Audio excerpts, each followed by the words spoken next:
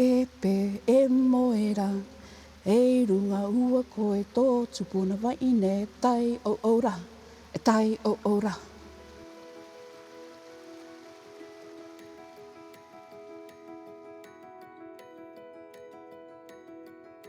This was a period of time very similar to 1984 when New Zealand went through its own crisis.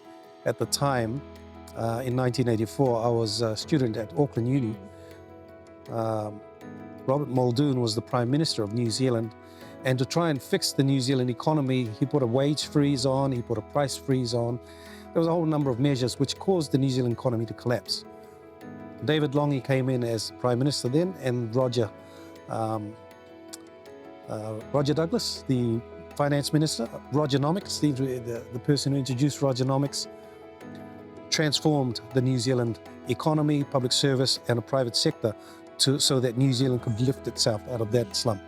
A number of the measures they did then was precisely what was done in the Cook Islands in the mid-90s.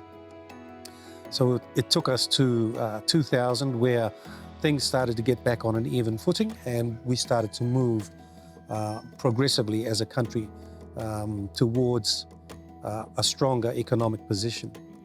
But it was interesting that during those 10 years from 2000 to 2010, while the private sector was recovering and building the engine of growth, from a political perspective, it was a period of instability. Yeah. A number of changes in government that occurred that had a stifling effect as well on confidence, on business confidence and on economic growth. Thank you, Eileen. Firstly, let me say that, we are now 60 years young, and I'm so privileged to be talking about this subject. I just thank you for inviting me along to share my views. So, a little bit about myself. I went to law school in Auckland. I was admitted to the bar there, and I worked for a small suburban firm in Auckland before I was packed away on the plane to Rarotonga to set up an office for that law firm. That was 1992. I was barely out of law school. No idea what I was doing. And then after a year here on the ground, I was approached by a trustee company, and that was in 1993. So I've been involved in the offshore industry for a very long time. And I tell you what, the opportunities that it has presented me is immense. I can't begin to quantify what the offshore industry has provided, not just me, but multiple Cook Islanders. It's an amazing industry, and if we go back to where it started, I think we have to pay credit to the leaders who enabled this industry. I mean, let me pay my respects to Papa Arapati, of course, and to those early founding fathers for giving us the gift that we have today, which is self-government, right? 60 years. So thank you, Papa Arapati. And of course, after Papa Arapati, we've got Sir Tom Davis, who really opened the Cook Islands up from an economic point of view. Papa Tom was always looking about the future for the Cook Islands from an economic point of view. How can we be a country that can stand on our own 2 feet? So 60 years on, today, that is a very relevant topic. But back to Papa Tom, he came up with this idea of an offshore financial services center. Back then, of course, in the 1980s, it was very much what we call a tax-driven business. So it's quite common for people to refer to our industry as the offshore banking industry. Well, that's a throwback to the 1980s when it was all about offshore banking. It was all about tax. That business very quickly got shut down. And it was led by a certain individual called Winston Peters. And of course, he introduced the now infamous wine box into Parliament. And unfortunately for the Cook Islands, the stigma that was created by that initiative by Winston still remains today. So, I mean, we go back to the 1990s. There was a lot of young professional Cook Islanders like me who had come into the industry. We were learning our ropes. And then in the 2000s, I decided to go out on my own. It's probably one of the silliest things I've ever done in my life because You mentioned there was an era when we became under international scrutiny. In fact, we became part of what they call a blacklist, and that was in the early 2000s. And that was 12 months I had just started my company. So it was, you couldn't have picked the worst time to have a startup company. But that was 25 years ago. So this year we celebrate 25 years of business. So we're still here. So we're again proud of that. Yeah. It wasn't easy. Yeah. But nothing is ever easy. Yeah. So there's been challenges along the way. There's been a lot of tears. Yeah, of course. So I just want to thank every single person that's worked for our company over the years. There's so many to mention.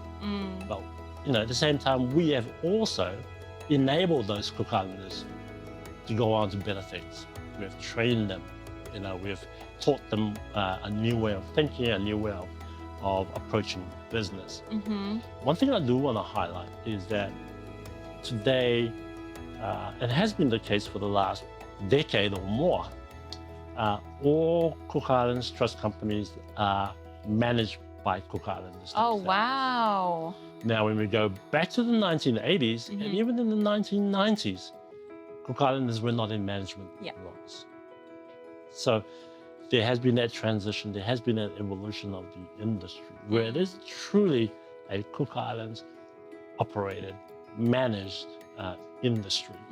So we should really be proud of that. Yeah, that's really great, because I remember when I was working for Southpac Trust back in 2000, I think, and there were no Cook Islanders, that were leading in that space. So so that's really, really great to hear that now there are Cook Islanders leading in that space.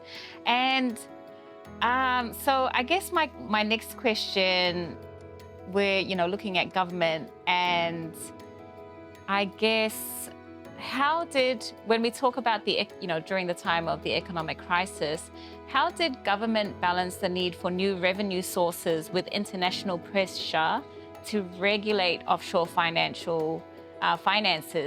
Were there moments of crisis that forced sudden policy shifts? Absolutely. Once we got onto the blacklist, government made an all-out directive that we were to be compliant with international standards. And that meant changes to our regulations, changes to our legislation. And I bore the brunt of those changes. So, at one time we were subject to these rules, and then the next day we were subject to a whole set of different rules. So government made a commitment to be compliant to international standards, which was a great thing. Yeah. Because the hardship back then set us up for what we are now enjoying. Many Cook Islanders left for New Zealand and Australia during the crisis. Was it a difficult choice for you to stay in the Cook Islands while friends and family members left to find work? Actually, once I planted my roots here, it wasn't difficult for me to say, no, I'm going to stay here. Yeah. I'm not one to run away from challenges. In fact, I'm attracted to challenges.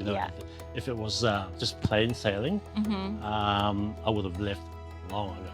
And to give you context, before I started my own company, I was enticed to work for another trustee company. It paid me an incredibly high salary. I was traveling the world, and honestly, it wasn't challenging at all for me.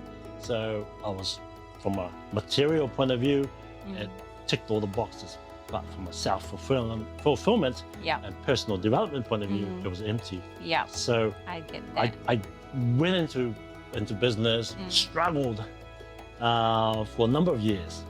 There were years when I didn't even pay myself a salary. But that's, I think, is what I'm attracted to, is that challenge of difficulty. When we have a look at after the crisis, when government then turned to recovery. And so it sounds like you cut the staff down to just 25% of the staff were left. And so how did you decide what to focus on first after the crisis when you're looking at the recovery? And what were the most important steps that helped get the country back on track? Well, I mean, our budget, I think we reduced our budget from about 200 million to somewhere around 60 or 80 million. Wow. That's the government budget, annual budget. Because there was no money. Yeah. And again, that's the reality. And that flows on. But we also wanted to grow the economy. Yeah. And the only way is to find money to actually do things. Start growing the economy. And it was set right from the beginning in terms of the recovery process that things has to be private sector led.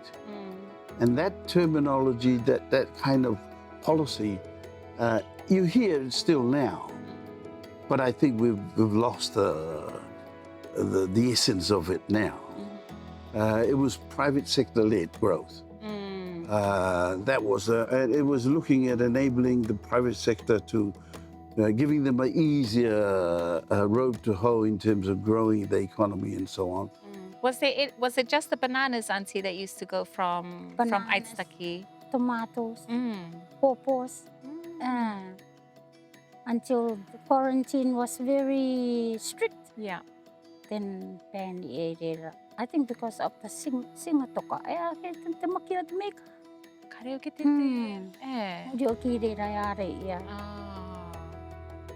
Otherwise, those times were very good times. Yeah. Every home had a plantation. Very nice to see. Yeah. And each family was wealthy. Yeah. Yeah. Wealthy on their own land. Oh, that's nice. And then, so moving on from the crisis, everyone is planting. And then did you start to notice the change with the tourists coming into Aitutaki? What year did it really start to pick up, to increase the number of tourists that were visiting? The number of tourists that was visiting was close to 2,000 in the 1998, 99, 2000 and onwards. The tourists was slowly coming up. Yeah. So after the crisis, then the tourist numbers. The tourist numbers picked up. And then everybody was picking up too. Yeah. Well, for the recovery, when I came back to culture in 2000, as the head of the ministry, we had to recover. I mean, we were at the bottom of the barrel at that time. Yeah. Everybody was. So I had to pick on something that could carry the ministry. One program that revived it, carried the ministry. Lucky enough, the Prime Minister, Tirpa Imaote, and Norman George, Deputy Prime Minister, asked me to revive the Constitution celebrations. And I was thinking about it because it's the one vibrant expression of our culture. It's got everything. Yeah. Music, song, dance, stories, legends, craft, costume, and everything. It's in there. So that was if we were going to revive the Ministry of Cultural Development, that had to be the one we focused on. And lucky enough, Prime Minister and Deputy Prime Minister saw it that way. Because by that time, they were in government and they needed to celebrate, come out of the transition. They need to lift the country in the mood, the spirit, the soul of the country. And there's no better way for us than through our music, our song and dances. So they charged me with that. In fact, that's one main reason why they brought me back into the Ministry of Culture. They said, one thing we want you to do is revive the Ministry of Culture. Tuki tuki teni teni tarai ara ko tō mataki no mō. Te kere ti te rutuki ma te kaka ari ki te matai o. Ua pōkia i te kārere. Pōpongi ori ori e taiti moketa, te taiti moketa. E rei rātu e tūtakai a tō ke o.